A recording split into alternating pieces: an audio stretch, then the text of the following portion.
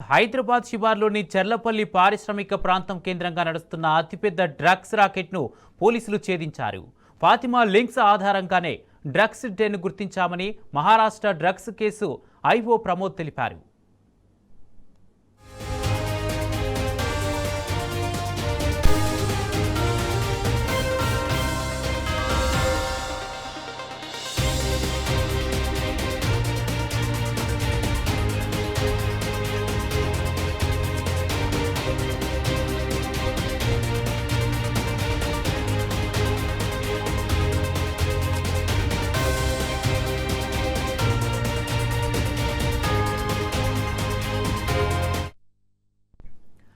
హైదరాబాద్ శివార్లోని చెర్లపల్లి పారిశ్రామిక ప్రాంతం కేంద్రంగా నడుస్తున్న అతిపెద్ద డ్రగ్స్ రాకెట్ను పోలీసులు ఛేదించారు.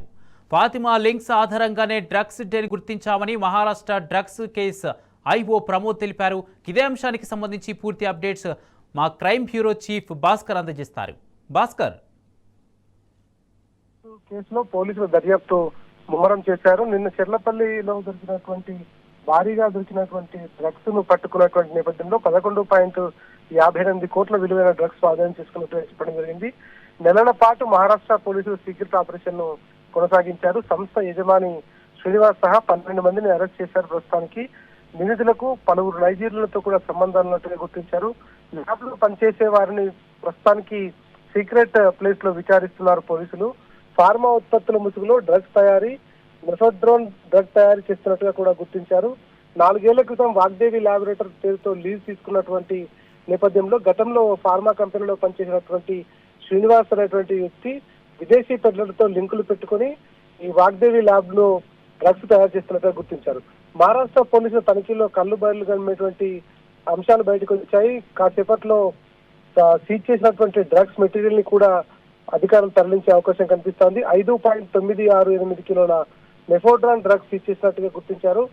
బంగ్లాదేశ్ యువతి గత నెలలో ఇచ్చినటువంటి సమాచారం మేరకు, ఫాతిమా అనేటువంటి బంగ్లాదేశ్ యువతి ఇచ్చినటువంటి సమాచారం మేరకు ఈ అరెస్టులు కొనసాగుతున్నాయి. మొత్తం ఈ బెన్ ఎక్కడ ఉంది, ఎక్కడి నుంచి సప్లై అవుతుంది అనేటువంటిదంతా కూడా ఆవిడ దగ్గర నుంచి వచ్చినటువంటి సమాచారమే. ఫాతిమా దగ్గర 105 గ్రాముల మెఫెడ్రాన్ స్వాధీనం చేసుకున్నటువంటి పోలీసులు హైదరాబాద్ కు చెందినటువంటి వాలేటి శ్రీనివాస్ తో ఫాతిమాకు లింక్స్ ఉన్నట్టుగా గుర్తించారు.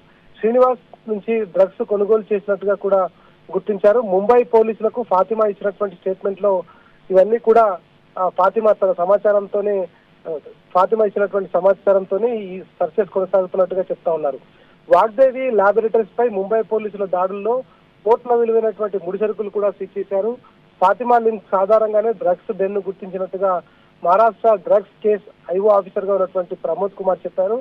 నిందితులను ట్రాన్సిట్ వారెంట్ కింద డిమాండ్ చేశాము. ల్యాబ్ లో సోదాల తర్వాత పూర్తి వివరాలు ప్రెస్ నోట్ ద్వారా వెల్లడిస్తామనేటువంటిది Maharashtra drugs case IO Pramod Kumar చెప్పుకొచ్చారు. ప్రస్తుతానికి ఇక్కడి నుంచి గోవా, ముంబై, ఢిల్లీ తో పాటు ఇతర దేశాలకు కూడా డ్రగ్స్ ను సరఫరా చేస్తున్నట్టుగా గుర్తించారు. బెంగళూరుకు కూడా ఆ గతంలో ఇక్కడి నుంచి డ్రగ్స్ సరఫరా చేసినట్టుగా గుర్తించారు. ప్రస్తుతానికి 2 ఏళ్లుగా ఈ వ్యాపారం అడ్డు అదుపు లేకుండా కొనసాగుతోంది. ఫాతిమా సమాచారంతో బయటపడినటువంటి నేపథ్యంలో కొన్ని రోజులుగా మఫ్టీలో పోలీసులు దీంట్లో కార్మికుల్లాగా పనిచేసి వీటన్నింటినీ కూడా సీజ్ చేశారు.